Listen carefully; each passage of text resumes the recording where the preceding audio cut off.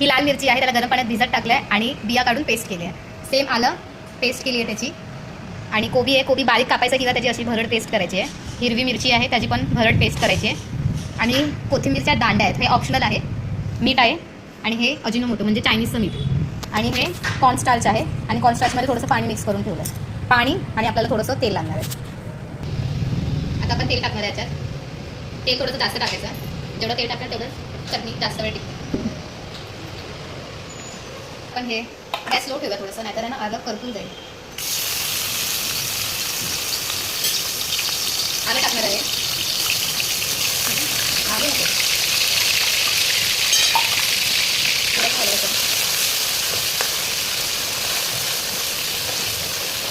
Main आहे ते आलं आपल्याला चांगलं शिजवून घ्यायचं. आता आपण मिरची टाकणार आहे त्यात. मिरची पण आपण छान भाजून घेऊया. तर हे बघा तेल सोडलेलं आहे असं. आपण ह्यात कोबी आणि हे कोथिंबीरचे देठ ते आपण टाकणार आहे आणि त्याला पण छानपैकी असं हलवायचं.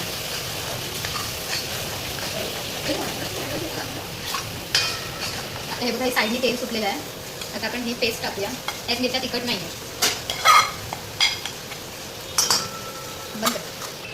हे असं तेल सुटलं आहे, हे बघा मिक्स केल्यानंतर असं तेल सुटायचं म्हणजे समजायचं की छान चटणी झालेली आहे अशी, म्हणजे ही ग्रेव्ही झालेली आहे.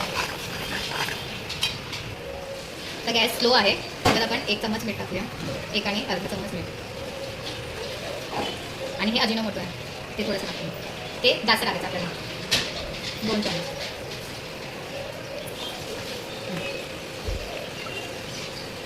हा डार्क सोया सॉस आहे, हा आपण पूर्ण 1 चम्मच. थोडंसं आता पाणी टाकलं आहे, त्याच्यात आपण थोडं पाणी टाकलं आहे आणि आता ह्याला उकळी येऊन द्यायची. जर हे घट्ट असेल तर ह्याच्यात आपण कॉर्नस्टार्च नाही टाकायचं आणि घट्ट असेल तर आपण कॉर्नस्टार्च. आता हे आपण नाही थोडंसं कॉर्नस्टार्च टाकू.